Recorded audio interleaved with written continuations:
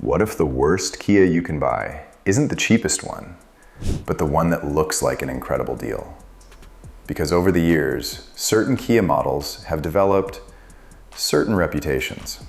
And today, I'm exposing the Kia models that mechanics and longtime owners would think twice before buying, and what makes them such risky purchases in the first place. 8. Kia Rio.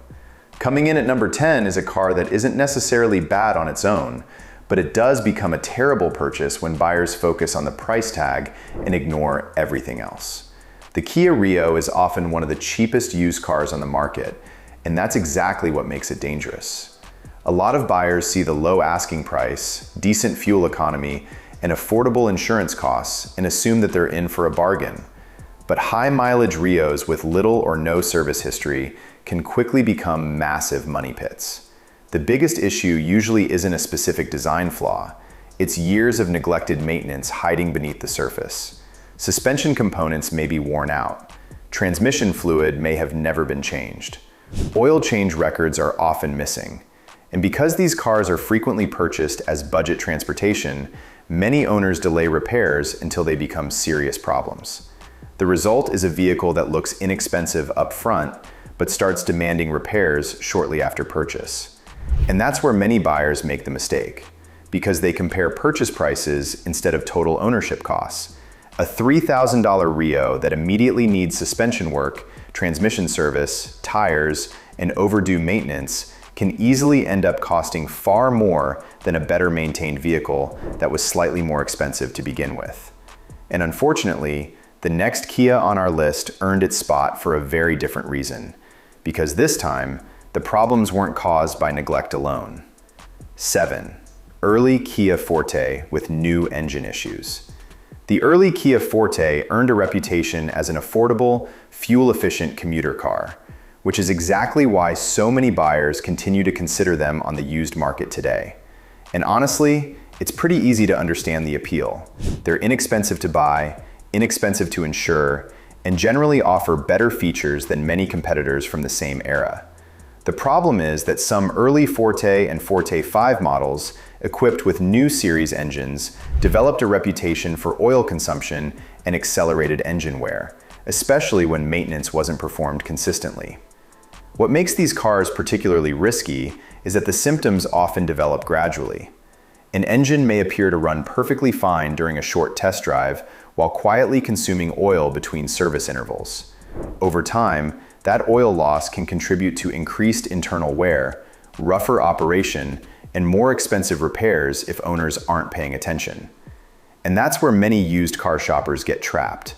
They focus on mileage and price while ignoring the vehicle's maintenance history. With these cars, service records often matter more than the number on the odometer. A higher mileage Forte with documented oil changes and careful ownership can sometimes be a safer purchase than a lower mileage example with questionable maintenance. Before buying one, pay close attention to the oil level, review any available service records, and listen carefully during a cold start. Unusual ticking, knocking, or rough operation can reveal problems that won't always appear once the engine warms up. But the next one became popular for its unique styling, and unfortunately, some owners discovered that standing out wasn't always the biggest surprise. 6. Early Kia Optima with 2.4 liters Theta II.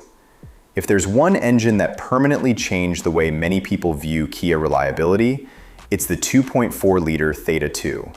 Found in countless Kia Optimas and closely related Hyundai Sonata platforms, this engine became the center of one of the biggest reliability controversies in modern automotive history. The issue that generated the most attention involved rod bearing wear, which in some cases could lead to knocking, oil starvation, severe internal damage, and even complete engine failure.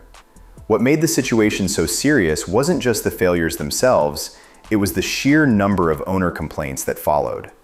Over time, investigations, recalls, warranty extensions, and legal disputes pushed the Theta II into the national spotlight, turning what might have been an isolated engineering problem into a major reputation crisis for both Kia and Hyundai. The important part is that many affected vehicles only show warning signs gradually. Owners reported knocking sounds, ticking noises, metal debris during oil changes, excessive oil consumption, and declining engine performance before major failures occurred. Yet despite all of this, used Optimas equipped with the 2.4-liter Theta II remain extremely popular. Why? Because they're cheap. And that's exactly why buyers continue to get tempted. A low purchase price can make these cars look like incredible bargains compared to competitors. But in many cases, that discount reflects the risks associated with the engine's history. Anyone considering one should carefully check recall status, warranty coverage, maintenance records, and any evidence of previous engine-related repairs before purchasing. And while the Theta II earned headlines for engine problems, the next Kia frustrated owners because sometimes the engine isn't what ruins the ownership experience. 5. Kia Sedona with transmission problems. The Kia Sedona was designed to be exactly what many families wanted. It was a practical, comfortable minivan with plenty of space and a lower price than many competitors. And in a lot of ways, it did deliver what it promised. Owners often praised the roomy interior, useful features, and family-friendly design. But as some of these vehicles aged, transmission-related issues became a major source of frustration. Unlike some vehicles that become infamous because of engine failures, the Sedona's reputation was often shaped by drivetrain problems that could be both expensive and difficult to ignore. Owners reported issues ranging from harsh shifting and slipping to overheating concerns and premature transmission wear as mileage increased. What made these problems especially frustrating was that the rest of the vehicle was often still perfectly usable. The engine might run well. The interior might still be in good condition. The vehicle could continue serving its role as a family hauler without major complaints. But once transmission problems appeared, repair costs could quickly climb into the thousands of dollars, dramatically changing the ownership experience. If you're enjoying the list so far, hit subscribe because the vehicles coming up next are the ones that generated some of the biggest complaints, lawsuits, and owner horror stories Kia has ever faced. And the next one on our list proves that a vehicle doesn't need a failing engine or transmission to frustrate owners, because sometimes the problem is simply how it behaves every single day. 4. Early dual-clutch Kia models. Some of the most misunderstood Kias ever sold were the early models equipped with dual-clutch transmissions, often found in turbocharged vehicles like certain Forte, Soul, and Nero variants. See, theoretically, the idea does sound great. Dual-clutch transmissions promise you faster shifts, improved fuel economy, and a sportier driving experience compared to traditional automatic transmissions. The problem was that many owners expected them to behave exactly like conventional automatics, but they didn't.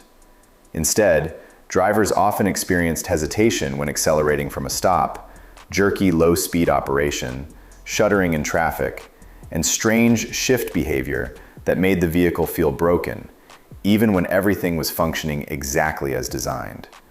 This created a huge amount of owner confusion.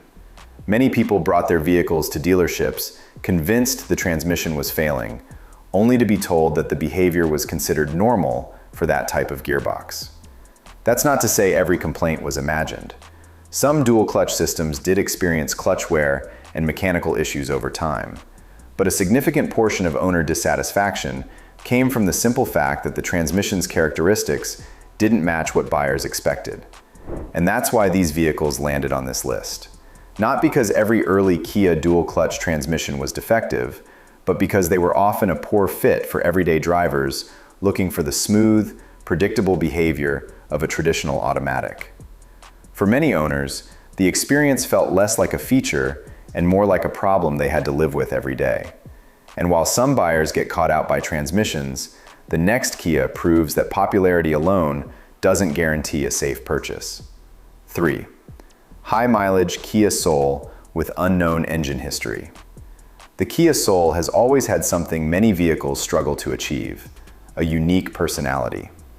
Its unique styling, practical interior, good visibility, and affordable price helped make it one of Kia's most recognizable models. Even today, used soles remain incredibly popular among buyers looking for inexpensive transportation. And that's exactly why they can also be risky. The problem is that many high-mileage examples are purchased with little understanding of how they've been maintained. Over the years, some sole models developed reputations for oil consumption, neglected maintenance, and engine wear that often went unnoticed until serious problems appeared. Many owners treat them as basic transportation, stretching oil changes, delaying repairs, or ignoring the warning signs because the vehicle simply continued to run. As a result, today's used car market is filled with soles that may look perfectly fine on the outside while hiding years of mechanical neglect underneath.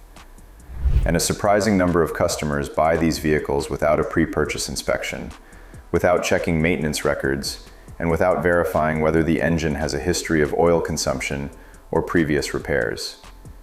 Just because the sole is practical, affordable, and generally easy to live with, many shoppers assume it's automatically a safe choice. But reliability depends on maintenance history and not the styling. So a vehicle can be practical, affordable, and even fun to own, yet still become a bad purchase if its previous owners failed to take care of it. In simple words, cute styling doesn't automatically mean reliable ownership.